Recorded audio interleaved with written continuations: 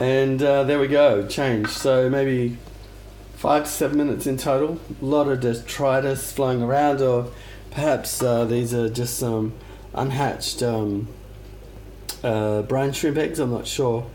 But look, let's hope they hatch in here. That's all I can hope for, is that I grow out some brine shrimp in the tank.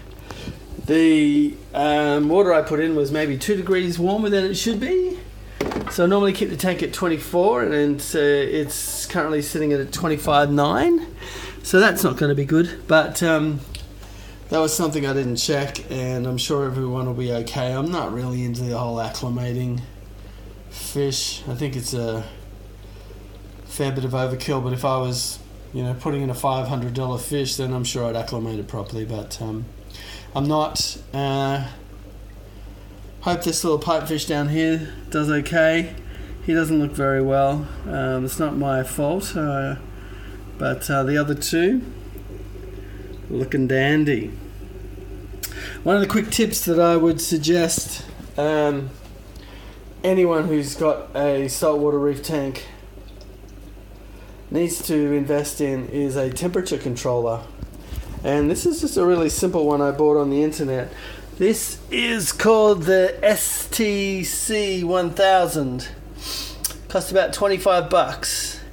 You hook it up yourself electrically. So you just go to your electrical store and get a couple of parts, and you plug in your heater and you plug in your cooler. Don't need the cooler at the moment, so it's at cool because it's hotter than what I'd set it at. I have it set for 24 degrees, and you just turn your heater on to full power. You would turn your chiller on to full power, and you just allow that to make all the decisions about when things come on and off. Far more accurate than the thermostats which are currently in your heaters. Well, in my opinion, they are. So you can see here on my heater, sitting in the back, I have the thermostat for that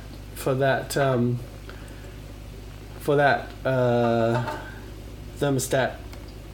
I have the temperature probe wired to that. That just sits in the back.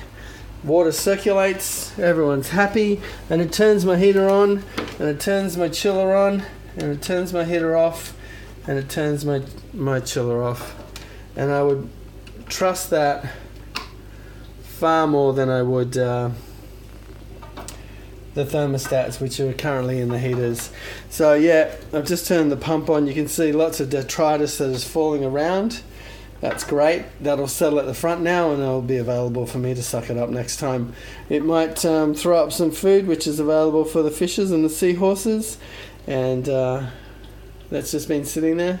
We'll go from there. Just some perspective on how small my tank is. So I'm an average guy, big hands, like I'm 6 foot tall, and this tank is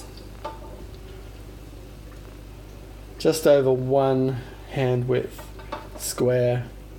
So tiny. Not sure what the consensus is. I have a fair idea that people that think smaller tanks are easier than large tanks, I think you could find that'd be quite wrong. It's the opposite. The smaller the tank, much harder to maintain and make sure that everything's okay. One of these seahorses farts and my nitrates go up 20. So anyway, I'll leave it for today. As I said, I'm still trying to get used to this whole YouTube thing and how to upload videos and what's the best way to do it.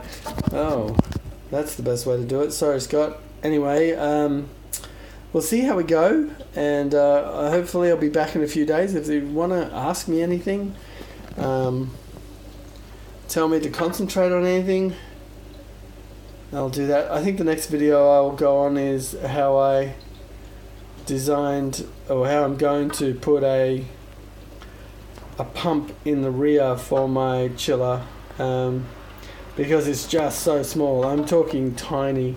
I have no room at all for any thermostats. For any power heads. There is very little room at all. And so what I'm going to have to do is get a pump that's small with a decent head pressure and plumb it in, and the stand's empty, but it will take the chiller. All right. See everybody. Ciao from Australia. What are we supposed to say? Crikey. G'day. Get a roo up ya. Whatever. Ciao.